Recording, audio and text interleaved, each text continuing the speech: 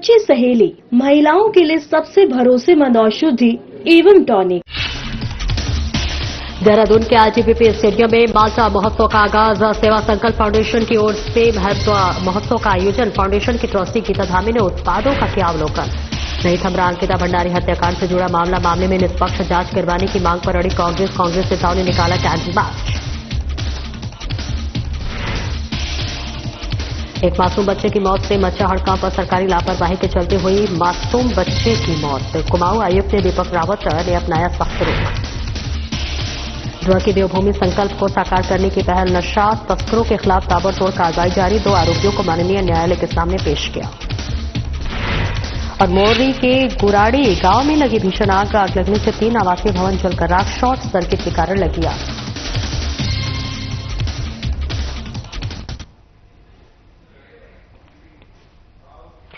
नमस्कार, स्वागत है आपका। मैं हूं आपके साथ सपना दीपक मदेशिया। बुलेटिन का आगाज करेंगे। अंकिता भंडारी को पूर्ण न्याय दिलवाने और इस प्रकरण की निष्पक्ष जांच उच्चतम न्यायालय की निगरानी में करवाने की मांग को लेकर नेता प्रतिपक्ष यशपाल आर्य के नेतृत्व में मल्ले ताल में कांग्रेसी नेताओं और कार्यकर्ताओं ने कैंडल मार्च निकाला। इस दौरान नेता प्रतिपक्ष यशपाल आर्य ने कहा कि यह केवल मार्च न्याय व्यवस्था को जगाने का प्रयास है।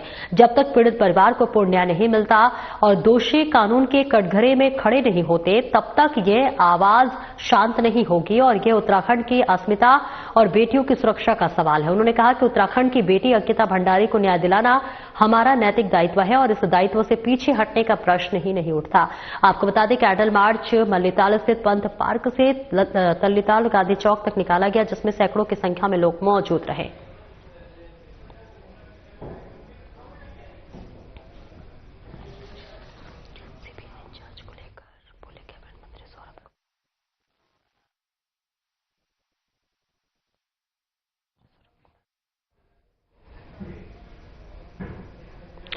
और आगे बढ़ेंगे, जहां पर सीबीआई जांच को लेकर सौरभ बहुगुणा का बड़ा बयान सामने आया है, जहां उन्होंने कहा कि अंकिता भंडारी हत्याकांड में सीबीआई की जांच होनी चाहिए। जी हां, कैबिनेट मंत्री सौरभ बहुगुणा ने बड़ा बयान दिया। बीजेपी सरकार ने हमेशा जनता की भावना का सम्मान किया है। पेपर लीक मामले में भी जनता और बुजुर्गों की भावना को देखते हुए जांच कराए गए। और ऐसे में बताते चले कि बीजेपी सरकार उत्तराखंड की मातृशक्ति के आशीर्वाद और युवाओं के समर्थन से बनी। सीएम पुष्कर सिंह धामी इस पर लेंगे उचित निर्णय। मुख्यमंत्री जन भावनाओं को ध्यान में रखते हुए प्रदेश के हित में लेंगे निर्णय।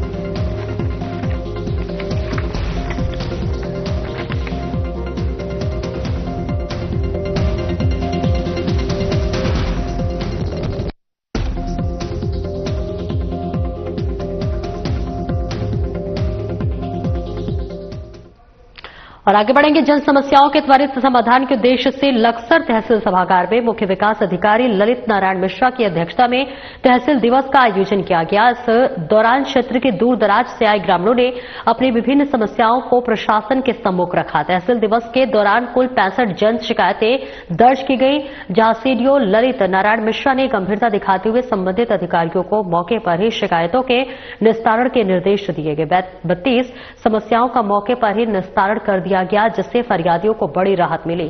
शेष बची समस्याओं को लेकर मुख्य विकास अधिकारी ने संबंधित विभागीय अधिकारियों को हस्तांतरित करते हुए त्वरित कार्रवाई के निर्देश दिए हैं। उन्होंने स्पष्ट किया कि जन समस्याओं के समाधान में किसी भी प्रकार की देरी बर्दाश्त नहीं की जाएगी और गुणवत्तापूर्ण निस्तारण सुनिश्चित किया जाए। इस अवसर पर तहसील प्रशासन और विभिन्न विभागों के जिला स्तरीय अधिकारी उपस्थित रहे।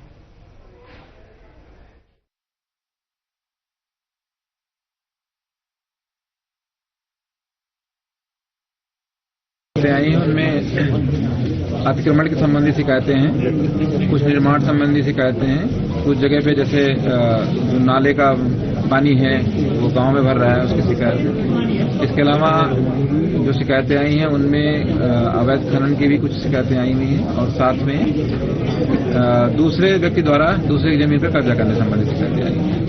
फिर शिकायतें आई हैं जिसमें 32 का निस्तारण मौके पर किया गया है और ये कहा गया है सभी लेखपालों को निर्देशित किया गया है कि वो अपने गांव सभा की जो सरकारी जमीन है उसको कब्जा मुक्त कराएं और उसको कब्जा मुक्त कराने के साथ जो LMC है उसको सौंप दें। चकबंदी चल रही है और वहां भी कुछ जगह चकबंदी से संबंधित शिकायतें आई हुई हैं। उसमें भी शिकायतों की जो प्रकृति है वो अवैध कब्जे की है और इसके अलावा सरकारी जमीन पे दूसरे व्यक्ति का कब्जा है। इसके साथ ही कुछ जगह चकबंदी तोड़ करने की भी बात हो रही है, तो उनको संबंधित अधिकारियों को निर्देशित किया गया है। सर इस पे रूल्स हैं कि अगर एक बार हटाने के बाद दूसरी बार कब्जा होता है तो उसके संबंध में भी प्रावधान है और ये भी प्रावधान है जैसे।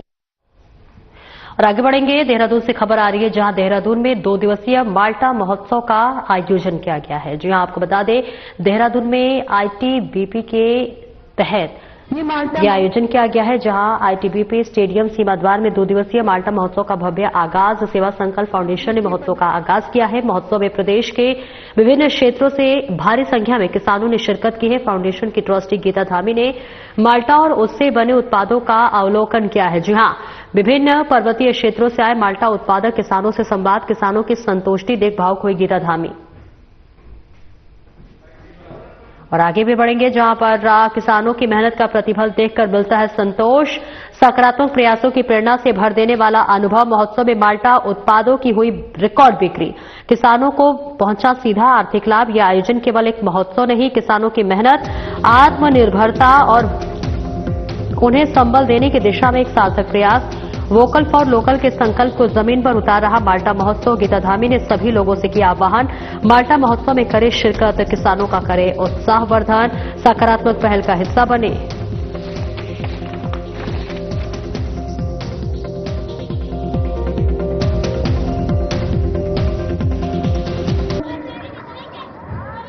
ये माल्टा महोत्सव देवभूमि उत्तराखंड की समृद्ध सांस्कृतिक विरासत, पारंपरिक कृषि पद्धतियों और स्वास्थ्यवर्धक जीवन शैली को बढ़ावा देने के साथ साथ स्थानीय किसानों, महिला स्वयं सहायता समूहों एवं ग्रामीण अर्थव्यवस्था के सशक्तिकरण की दिशा में एक सार्थक प्रयास है। हमारा प्रयास है कि इस कार्यक्रम के माध्यम से माल्टा जैसे हमारे प्रदेश के विशिष्ट फल के उत्पादन और विपणन को प्रोत्साहित करने के साथ ही उसे एक ब्रांड के रूप में व्यापक पहचान प्रदान की जानी चाहिए और हमारी महिला स्वयं सहायता समूहों को उनकी मेहनत का उचित मूल्य प्राप्त हो एवं उपभोक्ताओं तक हमारे इस पारंपरिक एवं पोषक तत्वों से भरपूर फल को पहुंचाया जा सके। मुझे अत्यंत ही प्रसन्नता हो रही है कि इस महोत्सव में हमारी स्वयं सहायता समूह की बहनों द्वारा अपने पारंपरिक पहाड़ी परिधानों में नींबू सानों के इस घाम टापू नींबू सानों जैसी ऐतिहासिक लोक परंपरा का सुंदर और जीवंत प्रदर्शन भी किया जा रहा है। देवभूमि उत्तराखंड की जलवायु और मिट्टी में जो प्राकृतिक शक्ति समाहित है, वही शक्ति यहाँ के माल्टा, नींबू और अन्य पारंपरिक फलों में को जो है विशिष्ट बनाती है। उत्तराखंड का माल्टा केवल एक फल नहीं है, बल्कि पारंपरिक पहाड़ी कृषि और संस्कृति की पहचान है। 3000 से 4000 फीट की ऊंचाई पर शुद्ध प्राकृतिक वातावरण में उगने वाला ये खट्टा मीठा, रसीला और पोषण से भरपूर फल अपने भीतर स्वास्थ्य, स्वाद और परंपरा तीनों का अद्भुत मिश्रण समेटे हुए है। आज जब पूरा विश्व स्वास्थ्य और पोषण के प्रति पुनः जागरूक हो रहा है, तब हमारा पहाड़ी माल्टा विशेष महत्व रखता है। वर्षों से ऋषिकेश में त्रिवेणी घाट का जिम्मा संभाल रही थी गंगा सभा को नगर निगम प्रशासन ने बेदखल करने का फरमान सुना दिया है। 7 दिन में आवंटित घाट संपत्ति को उसी हालत में नगर निगम को हस्तांतरित करने का आदेश सभा अध्यक्ष को दिया गया है, जहां आरती आदि जो है व्यवस्थाओं को सुचारू संचालित करने की व्यवस्था बनाने के लिए 2 सप्ताह तक नगर निगम के निर्देशन में कराने को भी कहा गया है। दरअसल 3 जनवरी को नगर निगम की विशेष बोर्ड बैठक में पार्षदों ने पूर्ण बहुमत से इस प्रस्ताव को भी पारित किया, जिसके मुताबिक बीते साल 11 दिसंबर को नगर निगम ने गंगा सभा को नोटिस जारी किया है और इसमें 20 दिसंबर को सभा की ओर से जवाब दाखिल किया गया। नगर निगम प्रशासन की माने तो इससे स्पष्ट हुआ है कि ऋषिकेश में वर्तमान में श्री गंगा सभा का कोई भी रजिस्ट्रेशन ही नहीं है। 28 जनवरी 2021 के बाद संस्था का नवीनीकरण तक नहीं किया गया है, जिससे साफ है कि संस्था का वर्तमान में कोई भी वैधानिक अस्तित्व नहीं है। बिना पंजीकरण आयकर विवरण को लेकर भी नगर निगम प्रशासन ने जारी आदेश में गंभीर सवाल उठाए। मामले में नगर निगम प्रशासन ने भी गंगा सभा अध्यक्ष को बोर्ड बैठक में पारित प्रस्ताव का हवाला देते हुए आदेश जारी कर स्पष्ट किया है 7 दिवस में हस्तांतरित संपूर्ण घाट संपत्ति की वापस हस्तांतरित करना सुनिश्चित किया जाएगा। त्रिवेणी घाट पर संचालित सभी कार्यक्रम आरती आदि की व्यवस्था इस पत्र के प्राप्ति के दिन से 2 सप्ताह तक नगर निगम की निगरानी में संचालित होगी। तो वही मामले में गंगा सभा के महामंत्री राहुल शर्मा का कहना है कि नगर निगम के पत्र का जवाब दिया जाएगा।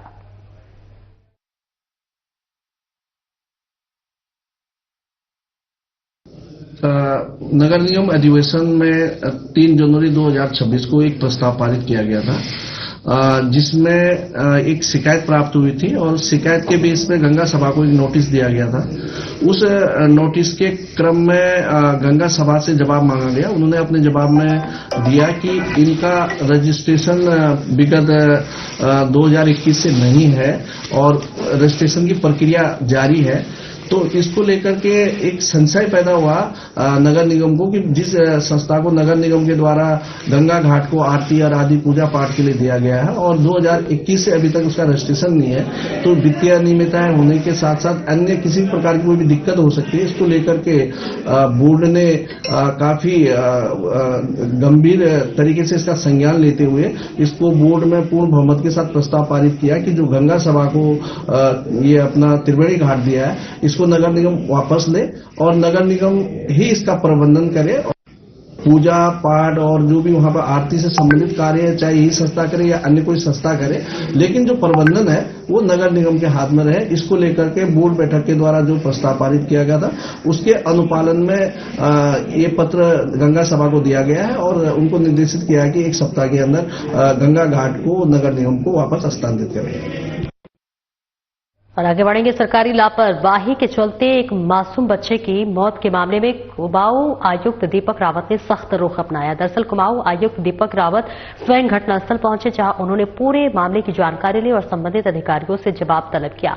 इस दौरान शहर में सड़क निर्माण कार्य कर रही एजेंसी यूयूएसडीए के आपको बताते चले, जहां पर अधिकारी कमिश्नर के सवालों का संतोषजनक जवाब नहीं दे पाए। साथ ही मौके पर कई अनियमितता पाई गई है। न तो शाइनिंग बोर्ड लगे मिले और न ही निर्माण कार्य की प्रगति दर्शाने वाला कोई सूचना बोर्ड मिला।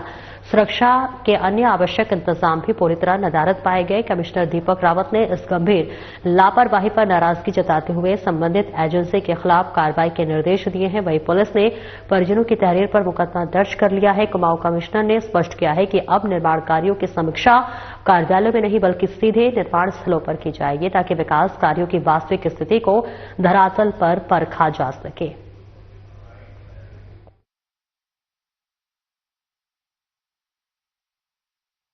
एवं सीवेज इसके बड़े काम है। आगे जाके इसमें रोड इंप्रूवमेंट का भी है वैसे तो, और स्टॉर्म वाटर का भी है, लेकिन फिलहाल पेयजल का और सीवेज का काम है। तो इसमें इनकी समीक्षा तो ऑफिस में तो कई बार हुई है और निर्देश यही है कि जहां पे भी आप रोड का काम कर रहे हैं, खुदाई का, तो उसे पहली बात तो तत्काल रिस्टोर होना चाहिए। यदि आप इस पोजीशन में नहीं है कि रिस्टोर कर सकें तो उस काम को शुरू ना करें, और शुरू अगर हो गया है तो without any failure it should be restored immediately, तत्काल उसको रिस्टोर होना चाहिए। साथ ही साथ मौके पे साइनेज, कॉशन के साइनेजेस हों। ये काम कब शुरू हुआ, ये एडीबी की शर्तों में भी है, काम कब शुरू हुआ, कब पूरा होगा। यदि आपको कोई शिकायत है उस काम को पूरा करें। लेकिन आज जो मैं मौके पे देख रहा हूं, मुझे ऐसा लग रहा है कि ऐसी कोई प्लानिंग यहां पे जो यूनिट है आपकी यूएसडी के उसको नहीं कर रही है। कोई बोर्ड भी मुझको यहां पे नहीं मिला और कोई टाइमलाइन भी लिखी हुई नहीं मिली। और मुझे बताया जा रहा है और क्षेत्रों में भी है। तो ऐसे में यहां पे जो भी उच्च अधिकारी हैं इनके विरुद्ध फिर हमें कार्रवाई के लिए। और देहरादून से अगली खबर है, जहां पर उत्तराखंड में 13 आईटीआई में शुरू होगा इलेक्ट्रिक व्हीकल परीक्षण। जी हां, ये परीक्षण शुरू होने वाला है। और इस बीच आपको बता दें निरंजनपुर। देहरादून से कौशल विकास और सेवा योजना मंत्री सौरभ बगुड़ा ने ईवी वाहनों को दिखाई हरी झंडी। सरकार का लक्ष्य आईटीआई संस्थानों को अत्याधुनिक बनाना। इसके साथ ही इलेक्ट्रिक व्हीकल भविष्य की अनिवार्य जरूरत, युवाओं को अभी से तैयार करना आवश्यक। टाटा टेक्नोलॉजी के सहयोग से पहल की गई शुरू। आईटीआई के छात्र नई और आधुनिक ईवी तकनीक से होंगे लैस। युवाओं का होगा कौशल विकास। ऑटोमोबाइल सेक्टर में खुलेंगे रोजगार के द्वार। प्रशिक्षण कार्यक्रम संचालित के लिए प्रथम 2 साल तक प्राथमिक और दो प्रशिक्षक और तीसरे साल रखा गया 1 प्रशिक्षक। 7 राजकीय औद्योगिक प्रशिक्षण संस्थानों में निर्माण कार्य लगभग पूरा। टाटा टेक्नोलॉजी ने अत्याधुनिक संयंत्रों की आपूर्ति की लगभग पूरी। इसके साथ ही इंस्टॉलेशन की कार्रवाई गतिमान।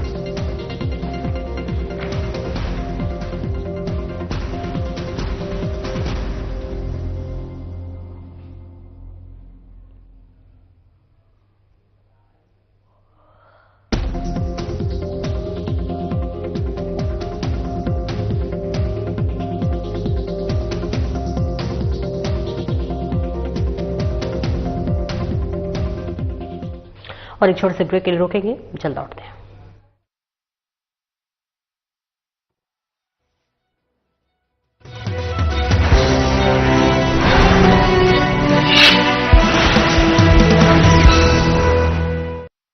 प्रधानमंत्री नरेंद्र मोदी के मार्गदर्शन और मुख्यमंत्री पुष्कर सिंह धामी के कुशल नेतृत्व में रोजगार की दिशा में तय हुए हैं नए आयाम और बन रही है सशक्त और आत्मनिर्भर उत्तराखंड की पहचान। राज्य सरकार ने युवाओं, महिलाओं और भूतपूर्व सैनिकों को रोजगार से जोड़ने, कौशल विकास करने, सरकारी और निजी संस्थानों में नौकरी के अवसर उपलब्ध कराने की दिशा में कदम बढ़ाए हैं। सरकार की नई रोजगार नीति मुख्य रूप से युवाओं को रोजगार में सहायता प्रदान करने और स्वरोजगार को बढ़ावा देने पर केंद्रित की गई है, जिसके लिए स्टार्टअप्स को फंडिंग, मेंटरशिप और बाजार उपलब्ध कराने पर जोर दिया जा रहा है। महिलाओं को स्वरोजगार से जोड़ने के लिए मौन पालन, एप्पल मिशन और बागवानी के लिए हर ब्लॉक में 200 व्यक्तियों को प्रशिक्षण देने का निर्णय लिया गया है। साथ ही राज्य के स्थानीय उत्पादों, फल, सब्जी और दूध की खरीद के लिए अन्य एजेंसियों के साथ सहमति बन रही है। भूतपूर्व सैनिकों को रोजगार और स्वरोजगार उपलब्ध कराने के लिए उनकी योग्यता पर आधारित सेवाओं से जोड़ने की दिशा में कार्य किया जा रहा है। ये मुख्यमंत्री श्री पुष्कर सिंह धामी के कुशल नेतृत्व का ही परिणाम है कि उत्तराखंड स्टार्टअप रैंकिंग में देश के टॉप राज्यों में शामिल है और लीडर कैटेगरी में गिना जा रहा है। उद्योग और आंतरिक व्यापार संवर्धन विभाग यानी DPIIT के अनुसार ईज ऑफ डूइंग बिजनेस में उत्तराखंड का प्रदर्शन हिमालय राज्यों में सबसे बेहतर रहा है। हेल्थ केयर, IT सर्विस, कृषि, खाद्य प्रसंस्करण और शिक्षा में प्रदेश के युवाओं ने सबसे ज्यादा स्टार्टअप शुरू किए हैं और अर्थव्यवस्था में अपना योगदान दिया है। उत्तराखंड में बन रही हैं संभावनाएं अपार। कुशल नेतृत्व से खुले हैं रोजगार के द्वार।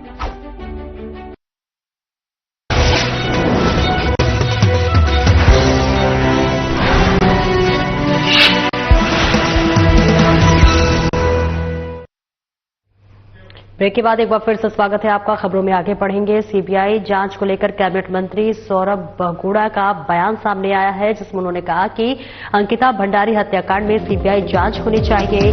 बीजेपी सरकार ने हमेशा जनता की भावना का सम्मान किया है। पेपर लीक मामले में जनता और युवाओं की भावना को देखते हुए कराई जांच। बीजेपी सरकार उत्तराखंड की मातृशक्ति के आशीर्वाद और युवाओं के समर्थन से बनी। सीएम पुष्कर सिंह धामी इस मौके पर लेंगे उचित निर्णय। मुख्यमंत्री जन भावनाओं को ध्यान में रखते हुए प्रदेश के हित में लेंगे निर्णय।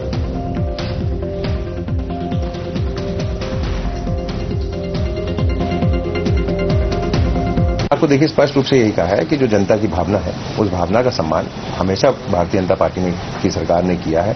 अभी रिसेंट उदाहरण भी अगर आप देखेंगे तो जब ये पेपर लीक का मामला आया था, जिसमें बाद में जनता का एक आंदोलन हुआ और उसमें भी सीबीआई जांच की डिमांड करी गई और वो जनता की एक भावना थी, युवाओं की एक डर था, युवाओं का एक सरकार से अपेक्षा थी कि वो उनकी भावनाओं को मानेंगे और पुष्कर सिंह धामी जी ने बड़ा दिल दिखाते हुए उस मांग को भी स्वीकार किया। तो मुझे पूर्ण उम्मीद है कि हम इस सरकार सरकार में अगर आए हैं, इस सरकार में अगर उत्तराखंड में भारतीय जनता पार्टी की सरकार बनी है तो उत्तराखंड की मातृशक्ति के आशीर्वाद से बनी है, उत्तराखंड के युवाओं के साथ से बनी है, बुजुर्गों के आशीर्वाद से बनी है। और अगर उत्तराखंड की भावना है कि उसमें जांच होनी चाहिए तो मुझे लगता है कि हाँ, तो उसमें मेरे ख्याल से माननीय पुष्कर सिंह धामी जी कहीं न कहीं मुझे लगता है उस भावना का सम्मान करेंगे।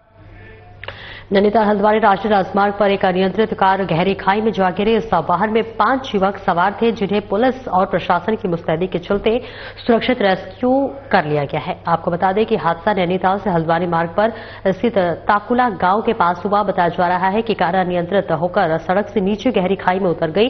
अंधेरा और घना जंगल होने के कारण रेस्क्यू ऑपरेशन में चुनौतियों का सामना करना पड़ा, लेकिन टीम ने समय रहते सभी को बाहर निकाल लिया। हादसे की खबर मिलते ही तल्लीताल एसओ मनोज नायल के नेतृत्व में पुलिस बल, दमकल विभाग और प्रशासन की टीमें मौके पर पहुंची। सभी घायलों को तत्काल रेस्क्यू कर बीडी पांडे अस्पताल भेजा गया है। दुर्घटना में घायल हुए 5 युवक उत्तर प्रदेश के रामपुर जिले के रहने वाले हैं।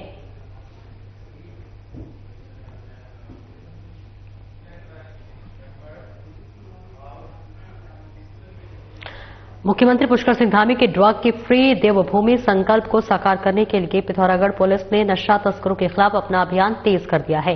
पुलिस अधीक्षक रेखा यादव के कुशल नेतृत्व और सटीक रणनीति के चलते जनपद की एसओपी टीम ने नशे की एक बड़ी खेप को बाजार में खपाने से पहले पकड़ने में सफलता हासिल की है। आपको बता दें, पुलिस टीम को चरस तस्करी की गुप्त सूचना मिली थी। पुलिस ने त्वरित कार्रवाई करते हुए टकाना तिराहे के पास घेराबंदी की। चेकिंग के दौरान 2 संदिग्धों को रोका गया। शातिर तस्करों ने पुलिस की आंखों में धूल झोंकने के लिए 4 किलोग्राम अवैध चरस को राजमा के कट्टे के अंदर छिपाकर रखा था, लेकिन एसओजी टीम की सतर्कता और प्रोफेशनल चेकिंग के आगे उनकी चालाकी धरी की धरी रह गई। पुलिस ने आरोपियों के खिलाफ मुकदमा दर्ज कर दोनों आरोपियों के माननीय न्यायालय के समक्ष पेश करने के बाद न्यायिक हिरासत में जेल भेज दिया है।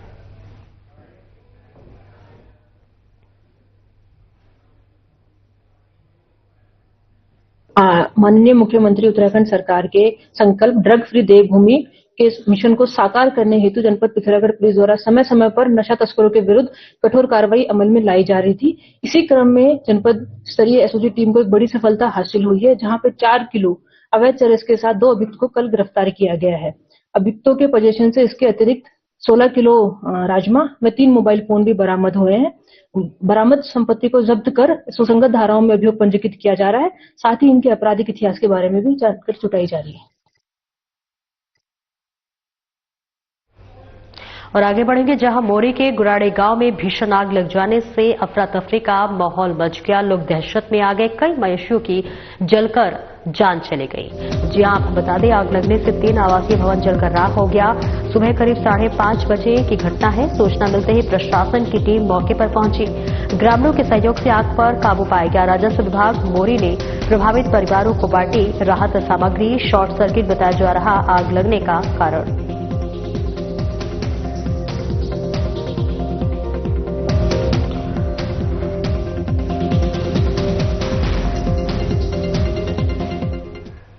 रुड़की गंगनहर में गांधी वाटिका के सामने शव मिलने से हड़कंप मच गया। सूचना मिलते ही मौके पर पहुंची सिविल लाइन कोतवाली पुलिस ने गोताखोरों की मदद से शव को गंगनहर से बाहर निकाला और पोस्टमार्टम के लिए सिविल हॉस्पिटल भेज दिया। फिलहाल पुलिस शव की पहचान करने में जुटी हुई है।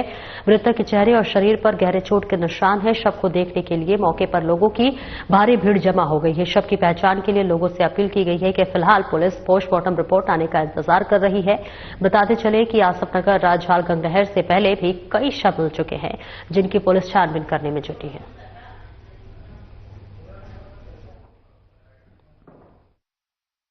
मैं यहाँ लोअर रहने वाले, उन्होंने बताया था 100 नंबर पे फोन कर था। थाने से फिर फोन आया, ये नवे वाले पुल के पास एक बॉडी थी, नहर के किनारे फंस गई थी बिल्कुल ही। इनने लोअर पहन रखा है, लाल कलर की जर्किन पहन रखी है अंदर, और जोमोटो भी पहन रखी है। जोमोटो नाम से आती है, वही पहन रखी है इन्हें। कुछ अंदाजा नहीं है, बहुत है बॉडी। जाडो ने तो चलो यो मान लिया, जाडो ने पहली बॉडी है इस बार थी। ऊपर वाली दुआ है शांति नहर के अंदर, तो डूबा नहीं अभी ऐसे है। कारण वही है, सभी पहले पहुंच जाते हैं। मैं बॉडी तो निकालता भी हूँ और वो भी निकालते हैं, सभी एक साथ ही निकालते हैं बॉडी, ऐसा नहीं है। 10-15 दिन थी पुरानी बॉडी लग रही है, खाल भी उतर रही है हाथों से। जाडा है, जाडो ने 10 दिन में बॉडी मिलती है, तो उससे बेसन दिन मुझे लग रही है अंदाजा बॉडी है। मौके पे आ गया था हमारे पुलिस वाले, पोस्टमार्टम दिल्ली से पहुंचा दिया है। पाथरी थाना क्षेत्र अंतर्गत धनपुरा गांव में उस वक्त हड़कंप मच गया जब शराब के नशे में धुत एक युवक हाई वोल्टेज ड्रामा करते हुए मोबाइल टावर के शिखर पर जा पहुंचा। टावर के ऊपरी हिस्से पर पहुंचने के बाद युवक का संतुलन बिगड़ गया और वह लड़खड़ाकर गिर पड़ा। गनीमत रही कि युवक टावर से बाहर की ओर नहीं गिरा, वरना बड़ा हादसा हो सकता था। सूचना मिलते ही पाथरी थाना पुलिस मौके पर पहुंची और कड़ी मशक्कत के बाद युवक को सुरक्षित उतारा गया। थाना अध्यक्ष ने बताया कि टावर पर चढ़ने वाले 27 वर्षीय युवक का नाम ललित है, जो कि पाथरी थाना क्षेत्र के धनपुरा गांव का रहने वाला है। युवक की परिजनों से अनबन हो गई थी। गुस्से में आकर वो गांव के पास लगे टावर के ऊपर चढ़ गया। युवक को टावर के ऊपर चढ़ा देख मौके पर भारी भीड़ जमा हो गई। इस दौरान युवक टावर के अंदर ही गिर गया। पुलिस ने काफी मशक्कत के बाद युवक को टावर से नीचे उतारा।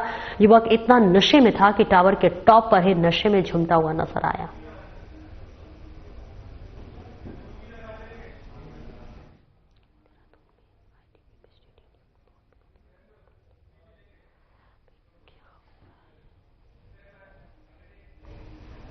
सरस्वती विद्या मंदिर इंटर कॉलेज आवास विकास ऋषिकेश में छात्रों की पढ़ाई को और सुदृढ़ बनाने के उद्देश्य से सर्दियों की छुट्टियों के दौरान भी अतिरिक्त शिक्षण गतिविधियां आयोजित की जा रही है। ये व्यवस्था पूर्णतः विद्यालय के आंतरिक आयोजन के अंतर्गत छात्रों की शैक्षिक आवश्यकता को ध्यान में रखते हुए की गई है। प्रधानाचार्य उमाकांत पंत ने बताया कि इन कक्षाओं का उद्देश्य विद्यार्थियों को पाठ्यक्रम की बेहतर समझ प्रदान करना है। इसके अलावा विषयों की पुनरावृत्ति कराना और परीक्षा की तैयारी और मजबूत बनाना है, ताकि छात्र आत्मविश्वास के साथ आगे बढ़ सके। वरिष्ठ आचार्य वीरेंद्र कंसवाल ने बताया कि इस बार उत्तराखंड बोर्ड परीक्षा 21 फरवरी 2026 से शुरू हो रही है, जिसके मद्देनजर निरंतर विद्यालय प्रबंधन छात्र छात्राओं का अच्छा प्रदर्शन कैसे हो, इसके लिए निरंतर प्रयासरत है। विद्यालय के मीडिया प्रभारी नरेंद्र खुलारा ने जानकारी दी है कि ये पहल हाई स्कूल और इंटर बोर्ड के विद्यार्थियों के लिए एक सकारात्मक शैक्षिक गतिविधि है।